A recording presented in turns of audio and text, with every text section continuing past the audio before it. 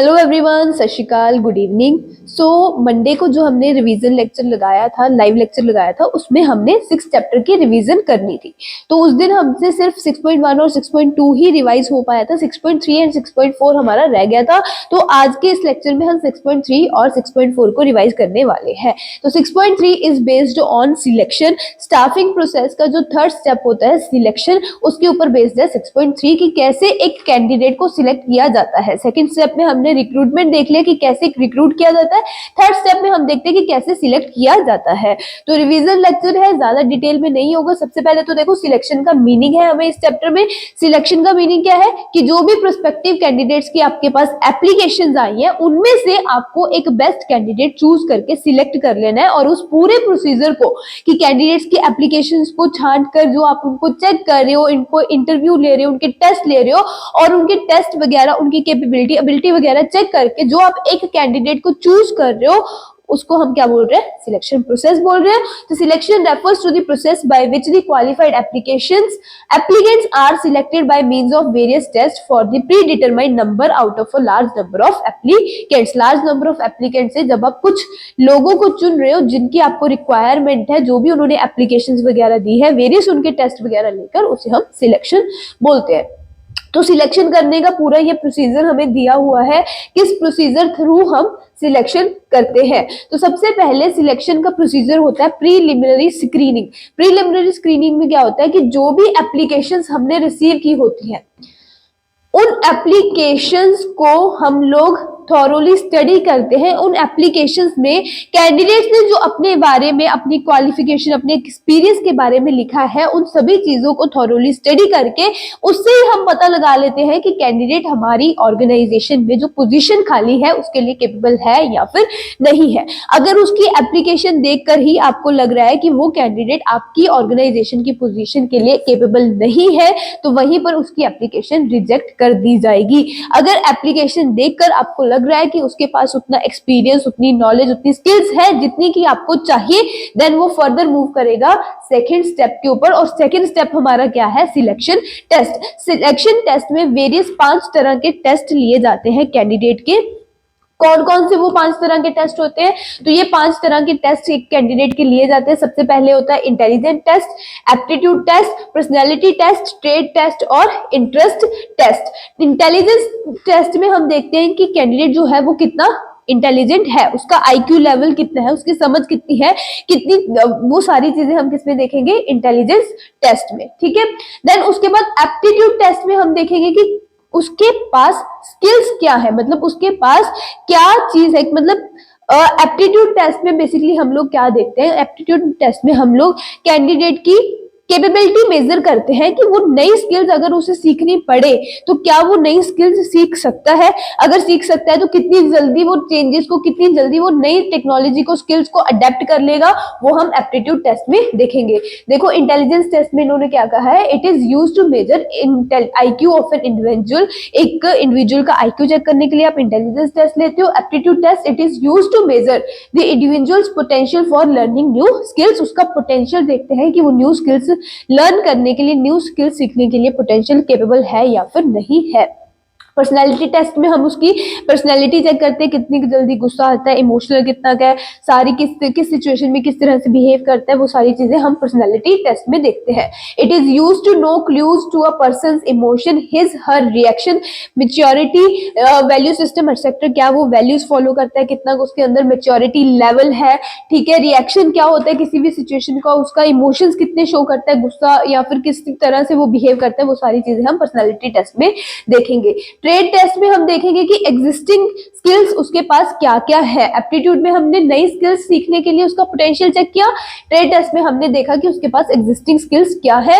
Interest test में हम देखेंगे कि उसका किस फील्ड में, किस चीज में इंटरेस्ट है। It use to know the pattern of interest of involvement of a person, कि उसकी इन्वॉल्वमेंट, उसका इंटरेस्ट किस चीज में ज्यादा है, वो चीज हम इस टेस्ट के थ्रू देखेंगे। तो ये 5 वेरियस तरह के सिलेक्शन टेस्ट लिए जाते हैं। जो भी कैंडिडेट इन टेस्ट को पार कर जाएगा देन उसके बाद वो जाएगा एम्प्लॉयमेंट इंटरव्यू के में। जो भी कैंडिडेट इन टेस्ट को पास नहीं कर पाएगा वही उसको वही रिजेक्ट कर दिया जाएगा। जो आगे बढ़ जाएगा वो होगा एम्प्लॉयमेंट इंटरव्यू के लिए जाएगा। तो एम्प्लॉयमेंट इंटरव्यू में बेसिकली क्या हो रहा है कि फेस टू फेस जो भी आपका एक सीनियर होगा फेस टू फेस उसके साथ कैंडिडेट की बातचीत होगी, फेस टू फेस वो बातचीत करेगा, उससे इंटरव्यू लेगा, उससे क्वेश्चंस पूछेगा। तो देखो यहाँ तक क्या हुआ है, एप्लीकेशन हमने चेक किया, यहाँ पर उसके रिटन टेस्ट वगैरह लेकर उसको पर्सनैलिटी वगैरह चेक कर ली हमने।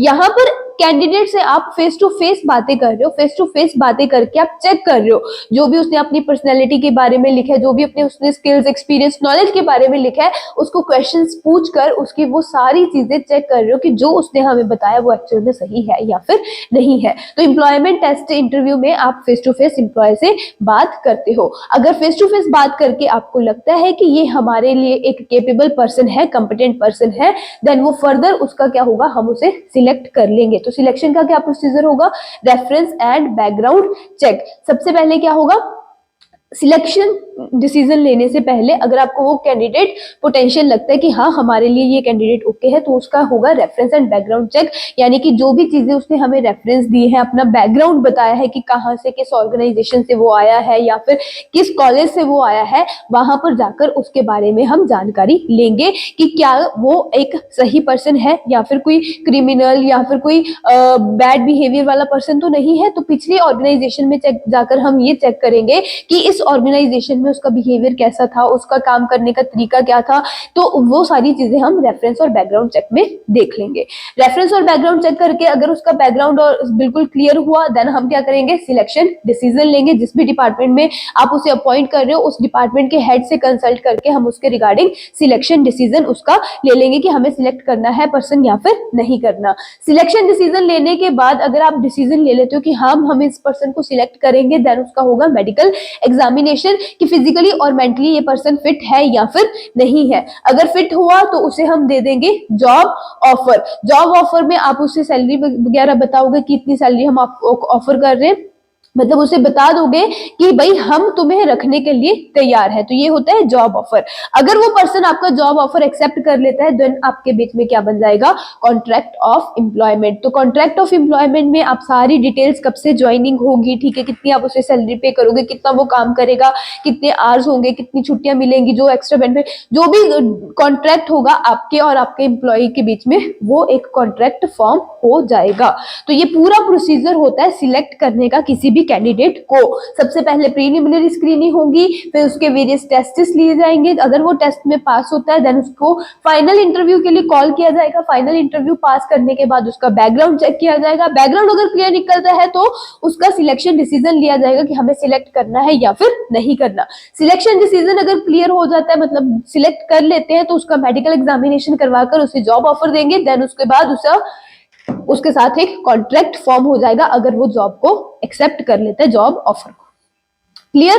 तो 6.3 में बस इतना ही टॉपिक था। नाउ 6.4 में है हमारे पास ट्रेनिंग एंड डेवलपमेंट स्टाफिंग का एक स्टेप।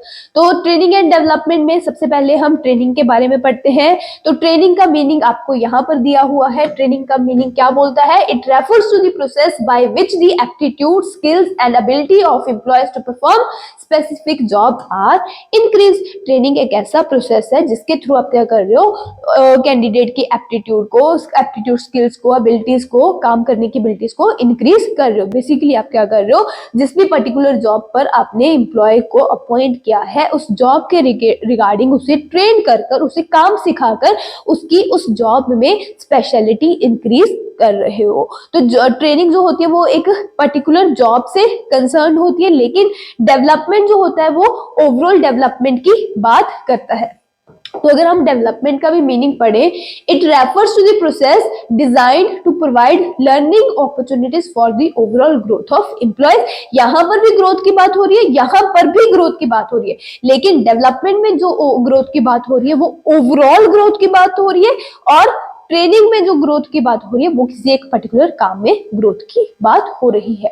तो ट्रेनिंग के फीचर्स क्या क्या है?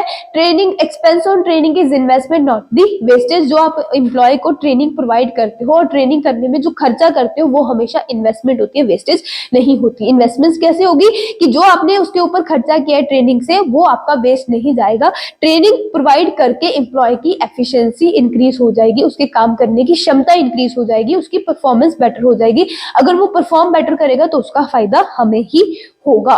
Relates to special job, training एक पर्टिकुलर जॉब से रिलेटेड होती है कि एक पर्टिकुलर काम हम उसे सिखा रहे हैं, उसको हम ट्रेनिंग बोलते हैं। Beneficial to both the organisation and employees, training provide करने से एम्प्लॉय और ऑर्गेनाइजेशन दोनों को फायदा होता है। ऑर्गेनाइजेशन के लिए भी ये एक इन्वेस्टमेंट है और एम्प्लॉय के लिए भी ये बेनिफिशियल होती है। एम्प्लॉय के लिए तो बेनिफिशियल है ही कि उसकी काम करने में क्षमता, परफॉर्मेंस इंक्रीज हो रही है, और ऑर्गेनाइजेशन के लिए भी क्या है, फायदा ही होगा अगर एम्प्लॉय की परफॉर्मेंस इंक्रीज होगी तो। कॉन्टिन्यूअस प्रोसेस है, जब भी आप ट्रेनिंग को ऐसा नहीं है कि आपने किसी एक पर्टिकुलर काम को सिखा दिया और बाद में बस। तो ऑर्गेनाइजेशन में जो भी एम्प्लॉयज काम कर रहे होते हैं उनकी ग्रोथ कभी भी रुकती नहीं है। अगर वो एक पर्टिकुलर जॉब आप कर रहे हैं देन उसके बाद वो कुछ दूसरा काम भी करेंगे। तो इस तरह से ट्रेनिंग जो है वो साथ के साथ चलती रहती है। ऐसा नहीं है कि एक बार ट्रेनिंग प्रोवाइड कर दी, एक बार काम सिखा दिया देन उसके बाद नहीं करवाएंगे। ट्रेनिंग एंड डेवलपमेंट दोनों जो है डिफरेंट कॉन्सेप्ट है, वो मैंने आपको बता दिया। डेवलपमेंट जो है वो ओवरऑल ग्रोथ की बात करता है, जबकि ट्रेनिंग जो है वो एक पर्टिकुलर जॉब में ही ग्रोथ की बात करता है। सो नेक्स्ट है ट्रेनिंग में हमारे पास इंपॉर्टेंस। ट्रेनिंग में इंपॉर्टेंस जो है फॉर ऑर्गेनाइजेशन क्या है? Importance minimises wastage. अगर आप एम्प्लॉय को ट्रेनिंग प्रोवाइड करोगे तो एम्प्लॉय स्पेशलाइज हो जाएगा अपने काम में, उसकी परफॉर्मेंस इंक्रीज होगी तो वो वेस्टेज कम करेगा। इंक्रीजेस प्रॉफिट, अगर आपकी वेस्टेज कम होगी तो उससे क्या होगा, प्रॉफिट्स इंक्रीज होंगे। वेस्टेज कम होगी, खर्चा कम होगा, खर्चा कम हो गया तो प्रॉफिट इंक्रीज हो गया। इक्विप्स फ्यूचर मैनेजर, ट्रेनिंग प्रोवाइड करने से आप एक पर्सन को रेडी कर रहे हो, एक पर्सन अपनी जॉब में स्पेशलाइज्ड हो रहा है तो उससे आप फ्यूचर मैनेजर्स तैयार कर रहे हो। इंक्रीजेस मोराल, एम्प्लॉयज का मोराल इंक्रीजेस होगा। फेसेस चेंजिंग इन्वायरमेंट, अगर वो ट्रेंड होंगे प्रॉपरली तो वो चेंजिंग इन्वायरमेंट को फेस भी इजीली कर पाएंगे। तो इंपॉर्टेंस टू एम्प्लॉयज क्या है ट्रेनिंग के? फॉर एम्प्लॉयज बेनिफिट्स क्या है? बेटर करियर अपॉर्चुनिटी, अगर आप एम्प्लॉयज को ट्रेनिंग प्रोवाइड करते हो तो उनकी जॉब परफॉर्मेंस, उनकी स्किल्स, उसकी डेवलपमेंट होती है और उससे क्या होगा, उनको करियर में अच्छी अपॉर्चुनिटीज मिलती है। अगर वो हमारी ऑर्गेनाइजेशन छोड़कर भी कहीं दूसरी जगह काम करने जाएंगे तो वहां पर उनके लिए अच्छा स्कोप होगा अगर वो ट्रेंड होंगे। मोर अर्निंग, बेटर करियर अपॉर्चुनिटीज मिल रही है तो स्किल्स इनहैंस हो रही है। अगर हमारी स्किल्स इनहैंस होगी तो हमारी अर्निंग भी ज्यादा होगी। फ्यूअर एक्सीडेंट्स, अगर आपको काम आता है, आपको मशीनरी प्रॉपरली वर्क करनी आती है तो वहां पर एक्सीडेंट के चांसेस कम हो जाते हैं। लेकिन अगर कोई नौसिखिया, कोई अनजान आदमी मशीन चला रहा है तो वहां पर मशीन से एक्सीडेंट होने के चांसेस भी बढ़ते हैं। जॉब सेटिस्फेक्शन, अगर आप ट्रेनिंग मिल रही है आपको, आप अच्छे से काम कर पा रहे हो, वेस्टेज कम हो रही है, आपकी परफॉर्मेंस इंक्रीज हो रही है, ग्रोथ हो रही है आपकी, तो आपको जॉब में सेटिस्फैक्शन मिल जाएगी, मतलब आप अपनी जॉब से सेटिस्फाइड फील करोगे। सो ये थे ट्रेनिंग की इंपॉर्टेंस एम्प्लॉयर्स के लिए और ऑर्गेनाइजेशन के लिए। फीचर्स हमने कर लिए और मीनिंग भी ट्रेनिंग का हमने कर लिया। Now the types of the training, दो तरह की ट्रेनिंग की टाइप्स होती है, एक होती है ऑन द जॉब ट्रेनिंग और एक होती है ऑफ द जॉब ट्रेनिंग। जब लर्निंग वाइल डूइंग, जब आप काम कर रहे हो उसके साथ साथ अगर आपको ट्रेनिंग मिलती है वो है ऑन द जॉब ट्रेनिंग। जब आप काम करने से पहले आपको सिखाया जा रहा है वो होती है of the job training. Learning before doing is the of the job training, learning while doing is the on the job training. अब ऑन द जॉब ट्रेनिंग के हमारे पास 3 मेथड्स हैं और ऑफ द जॉब ट्रेनिंग का हमारे पास एक ही type है। तो देखो क्या क्या है।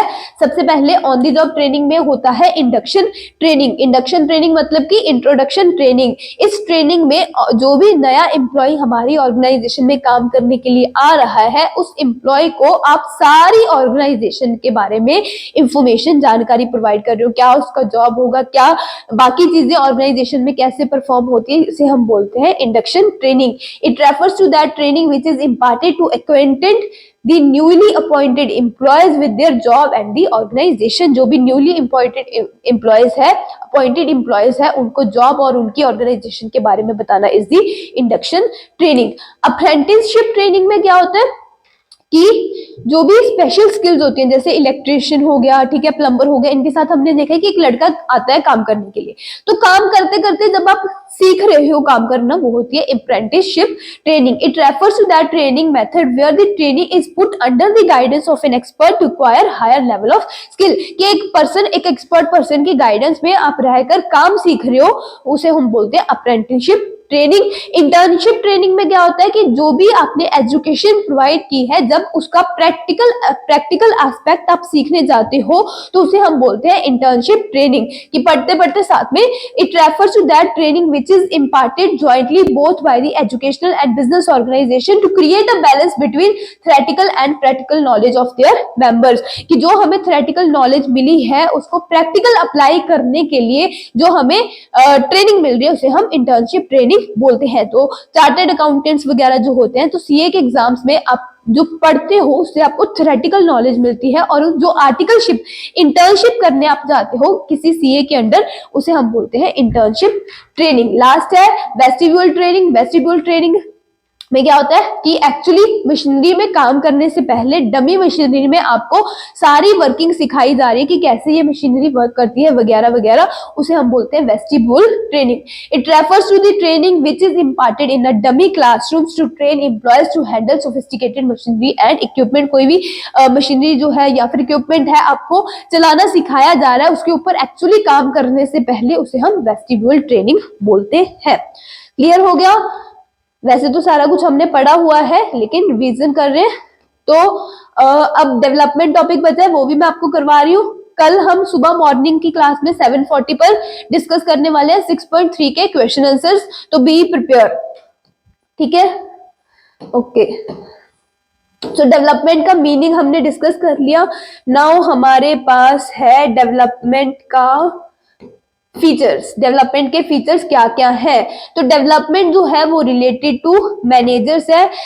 ट्रेनिंग जो है वो वर्कर्स को भी प्रोवाइड की जा सकती है, मैनेजर्स को भी प्रोवाइड की जाती है, लेकिन डेवलपमेंट की जब हम बात करते हैं तो वो मैनेजर्स की होती है, यानी कि मैनेजर्स की ओवरऑल डेवलपमेंट की बात होती है। More focus on future. Development का ज्यादा फोकस फ्यूचर पर होता है कि फ्यूचर में हमारे पास ज्यादा पोटेंशियल वाले लोग तैयार हो जाएं, ज्यादा अच्छे स्पेशलाइज्ड लोग तैयार हो जाएं, इसकी वजह से हम ओवरऑल उनको काम सिखाते हैं। Emphasises on all round development.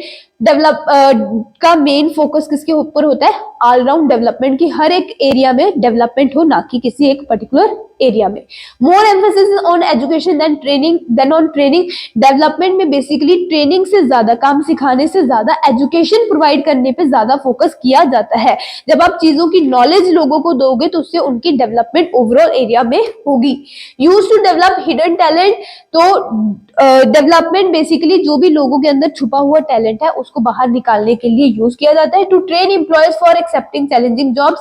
Development का बेसिकली मेन मोटिव क्या है कि हम अपने एम्प्लॉयज को चैलेंजिंग जॉब्स के लिए हर एक तरह से बेटर, हर एक तरह से तैयार कर सके। तो उनको इस तरह से ट्रेन किया जाता है डेवलपमेंट में, ताकि कोई भी चैलेंज उन्हें फेस करना पड़े वो फेस कर सके easily. Of the training methods are use. Development में of the training methods use किए जाते हैं, और more emphasis on reasoning ability, critical evolution, और मोर जो एम्फेसिस है वो रीजनिंग वगैरह पर दिया जाता है कि ये चीज क्यों हुई, ऐसे क्यों हुई है, इन चीजों पर ज्यादा ध्यान दिया जाता है। ये था आपका topic development, training and development 6.4। Development और ट्रेनिंग के बीच में क्या डिफरेंस है वो मैंने आपको बातों बातों में बता ही दिया है, पॉइंट वाइज आपको अभी बुक से पढ़ लेना है, ठीक है? 6.4 भी हमारा डिस्कस हो गया और 6.3 भी हमारा डिस्कस हो गया। कोई भी डाउट रहा इस टॉपिक में से, कोई भी क्वेरी रही? 6.1, 6.2 के क्वेश्चन आंसर भी हमने डिस्कस कर लिए हैं, कल की क्लास में 6.3 के क्वेश्चंस डिस्कस करने हैं। अब इन दोनों टॉपिक्स में से अगर आपको कोई भी डाउट है, कोई भी क्वेरी है, तो वो अपने कल की लाइव क्लास में पूछ लेना। कल के लिए आपको 6.3 ही प्रिपेयर करनी है, लेक्चर सुन लेना, लेकिन प्रिपेयर आपको बुक में से 6.3 ही करना है, क्योंकि कल उसके ही क्वेश्चंस डिस्कस करेंगे। Okay, clear? कोई भी डाउट हो, कोई भी क्वेरी हुई वो पूछ लेना। अब मिलेंगे सुबह की लाइव लेक्चर में। Have a good day.